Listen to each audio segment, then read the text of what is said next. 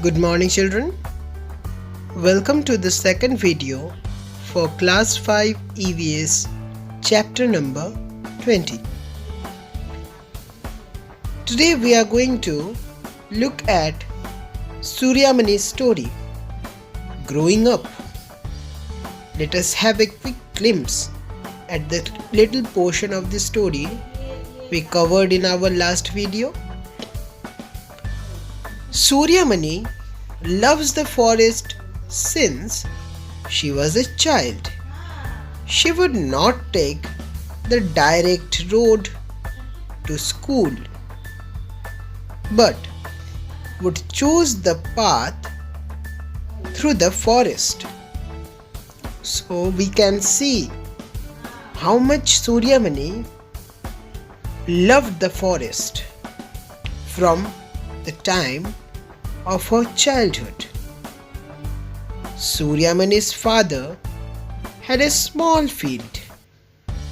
Her father used to collect leaves and herbs from the forest and sell these in the bazaar. Her mother would weave baskets from bamboo or make leaf plates out of the fallen leaves. But now, no one can pick up a single leaf from the forest. So Suryamani's family were totally dependent on the jungle for their living. But now they cannot pick up even a single leaf or a twig from the forest. Let us see why so. That is since Shambhu the contractor came there.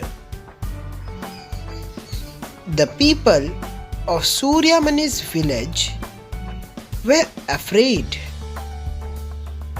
of the contractor. Everyone except Budiyamai. So Budiyamai is a real courageous woman who has no fear of Shambhu the contractor in her heart. She would say, "We the people of the forest have a right over it. We look after our forests. We don't cut trees like these contractors do. The forest is like our collective bank, not yours or mine alone. We take from it only as much as we need. We don't use up all our wealth. So, we should also take care of the natural resources just like the forest people do." By the wise words of Budiyamai, we can understand that. Let us continue with Suryamani's story. Suryamani's father could no longer support the family on the small land. He moved to the town in search of work. But things did not improve. Sometimes there would be no food in the house. At times, Mania Chacha or uncle would send some grain from his small shop to Suryamani's house. So as we can see, due to the extreme conditions and cruelty of the contractor, Suryamani's family lost the little hope of making their living on the forest that they had. Her father had to move to the city, but out there also finding a job was not easy and they could not support properly, and most of the days there were no food.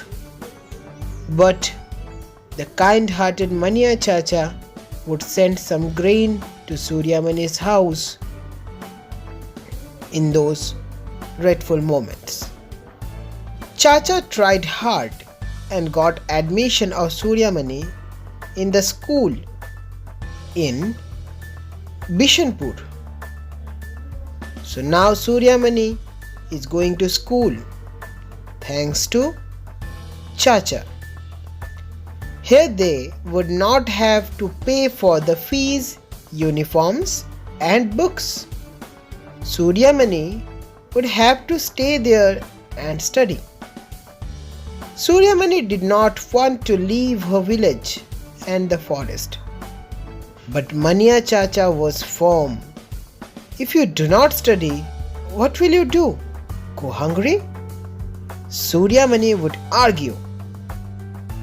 Why should I go hungry? The jungle is there to help. Chacha tried to explain. But we are being moved away from our forests. Even the forests are disappearing.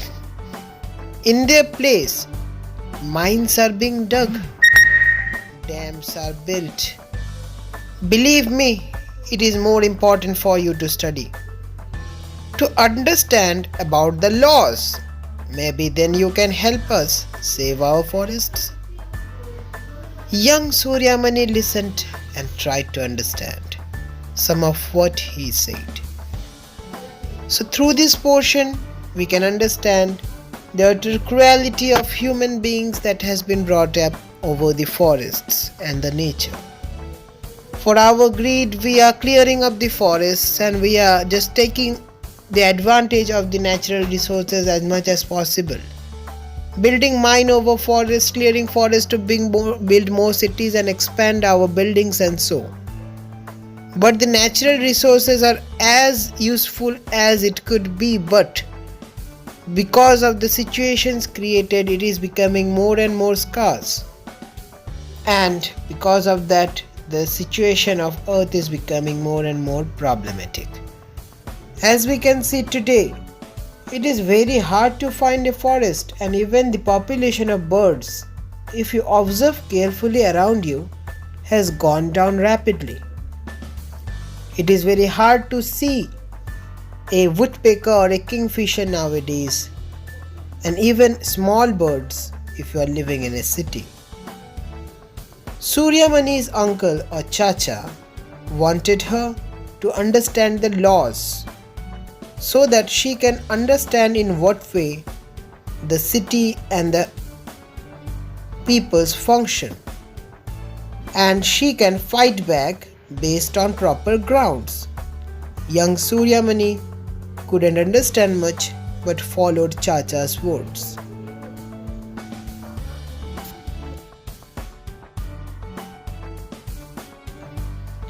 Let us hop on to today's activity. First we have think and write. Do you know anyone who loves the forest? You can mention the name of anyone from your family or any known person who loves forest. Second, the contractor did not allow Suryamani's people to go into the forest. Why? Think of it. Why did Suryamani's people not being allowed to go to the forest? What may be the reason? Think and do mention in your answer. Is there any place around your area which you feel should be open to everyone, but where people are not allowed to go? Can you think of any such place where everyone should be allowed to go but are not allowed? It is restricted to some peoples only. Figure that out. You can explore the answer by discussing with your family members as well. Next, discuss. What do you think the forest belongs to? Who do you think it belongs to? That is what you have to mention. Actually, the forest belongs to no one. Forest is a common property. Forest belongs to the people who actually takes care of the forest. Mention your view and the answer. Budhia Mai said, forest is our collective bank, not yours or mine. Are there other things which are collective wealth? The term collective wealth signifies the things which does not belong to any single person but to everyone. It's our duty to take care of the collective wealth and be careful about their usage. So what do you think are the collective wealth around you are? Mention in your answer.